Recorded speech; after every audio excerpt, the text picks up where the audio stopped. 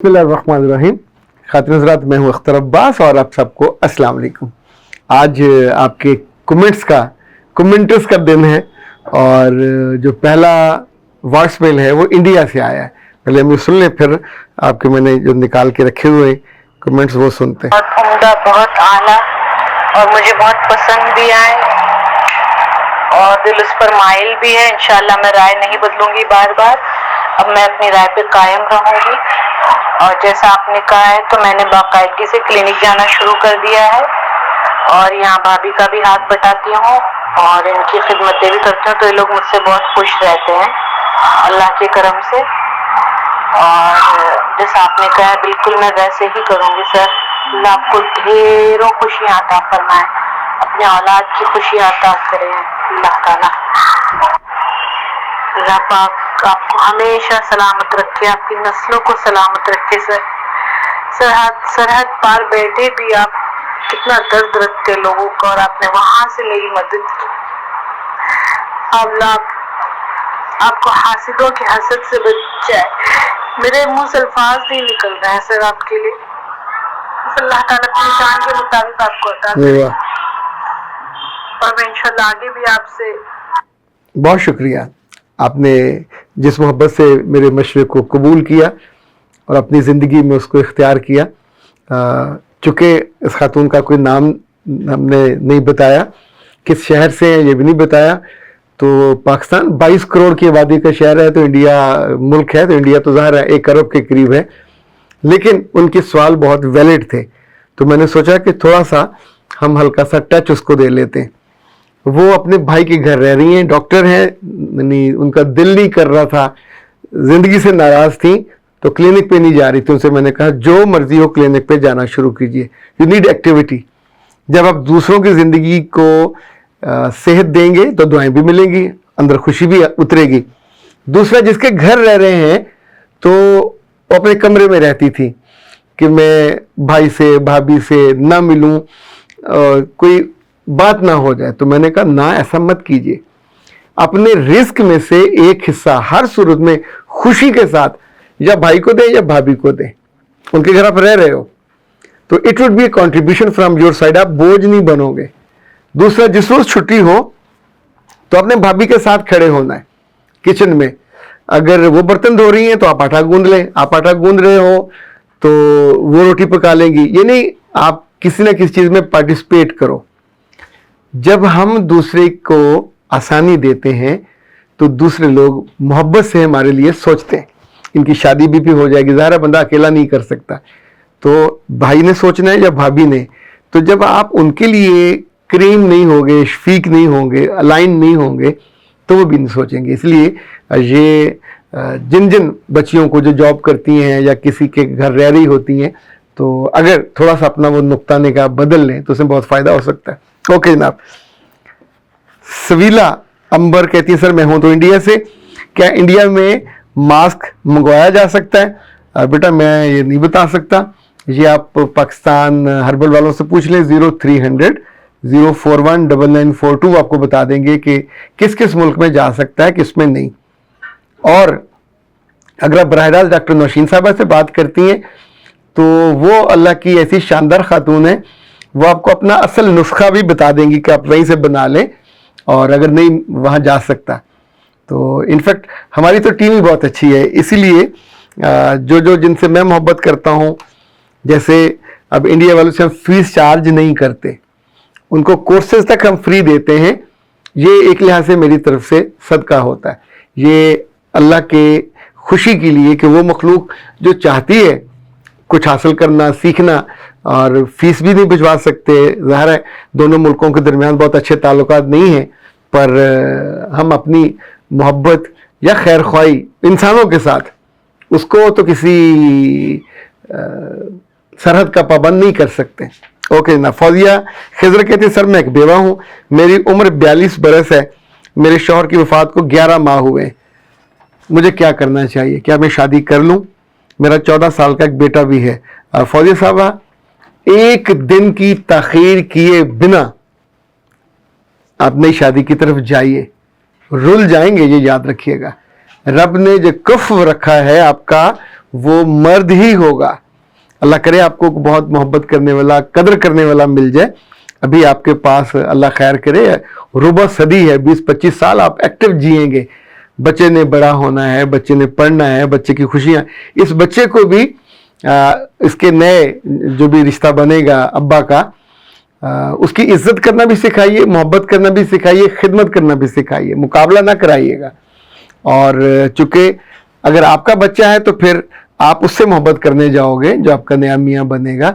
ये अपने अब्बा के साथ नहीं गया, आपने ये नहीं लिखा कि इसका फौत हुए, ओके, अल्लाह उनको करवट जन्नत नसीब करे और आपके लिए ज़िंदगी आसान करे। घर नहीं बैठना, किसी पे बोझ नहीं बनना, अपने रिश्ते में जाइए। अल्लाह ने जो आपके लिए रखा हुआ है, आपकी कफालत करने वाला, वो संभाले आपको भी, आपके बच्चे को भी। और आप उससे, उसकी ज़िंदगी का जो गैप है, ये दूसरी शादी वाला भी हो सकता है, जो पहली शादी वाला भी हो सकता है, लेकिन अगर उसके बच्चे ना हो तो ये ज़्यादा अच्छा है।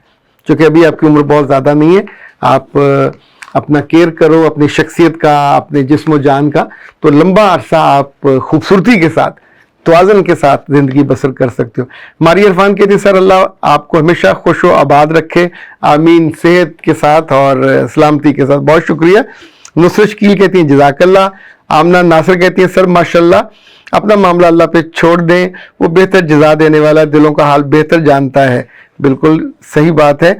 हमजा यासीन कहते हैं सर मेरा मंगेतर मुझसे कहता है कि हमारे ख़ानदान में लड़कियां मोबाइल इस्तेमाल नहीं करती और शादी के बाद तुमको मोबाइल की इजाज़त नहीं होगी। सर अगर ऐसा है, नवंबर में मेरी शादी है, तो फैमिली से कैसे रब्ता करूँगी? प्यारे बच्चे, फैमिली से जितना रब्ता करना अभी कर लीजिए। अगर तो मोबाइल से इतनी मोहब्बत है तो फिर शादी को मैच्योर मत होने दीजिए, उसको रोक दीजिए। तो क्या मोबाइल से शादी होगी? जिससे शादी होगी उसके साथ जीना सीखिए, उसके दिल में जगह पाइए, उसको वक्त दीजिए। इस मोबाइल नामराद को, नामाकूल को सारी उम्र पड़ी है। मियाँ से एक ताल्लुक बन जाएगा एतमाद का, एतबार का, तो उससे पूछ के, उसी के सामने, उसी के मोबाइल से जब जब वो इजाज़त दे, हफ्ते बाद दे, महीने बाद दे, ये भी तो हो सकता है कि वो आपको आजमाए कि ये मुझसे कितनी लॉयल है, मेरी कितनी फर्मा बरदार है।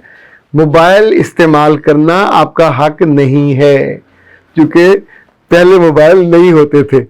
माँ बाप से रब्ता करना आपका हक है। माँ बाप आपके मियाँ के नंबर पे भी फ़ोन करके बात कर सकते हैं। और मोबाइल ना होने से आप कई सारी कॉम्प्लिकेशन से बच जाओगे। वैसे मैंने कई सारे ख़ानदानों में देखा है कि वहाँ वो बहुओं को मोबाइल नहीं देते, कहते हैं बंद, तुम आके पहले इस ख़ानदान में घुलो मिलो, इनको जानो जांचो, इनके अंदर मिक्स हो जाओ, फिर मोबाइल इस्तेमाल कर लेना। फिर जैसे जैसे उम्र गुजरती है तो वैसे वैसे जो मोबाइल का इश्क है, उसका जो भूत है, वो भी सर से उतर जाता है। गर्ल फैशन कहती हैं nice topic sir, very helpful for everybody. चलें जी, माशाल्लाह, आपका ये ख्याल है तो हम आपके ख्याल से मुत्तफिक हो जाते हैं। और अलीहा अहमद, सर मेरे 3 बच्चे हैं, 8 से 12 साल, उनकी रोज़ की खुराक में चिकन डालना कैसा है, मुझे समझ नहीं आती, मैं क्या करूं? बेटा जी, 2 बातें बहुत क्लैरिटी के साथ याद रखिएगा। उनको अंडे दीजिए, उनको मटन दीजिए। ये जो चिकन है, ख़ास तौर पे बाज़ारी चिकन जिसे कहते हैं, लड़कियों को तो बिल्कुल मत दीजिए। और अपने घर में उसका जो हाफ थाइज वाला हिस्सा है वो आने पे पाबंदी लगा दीजिए। अगर आप अपने बच्चों की आदतें, थोड़ी सी इन्वेस्टमेंट है, यानी ये 300 का है, दूसरा 500 या 600 का मिल जाएगा देसी वाला, उसको लाइए। उसमें जेन्युइन आपकी बेटी की खुराक भी मिल जाएगी, बेटे की भी मिल जाएगी।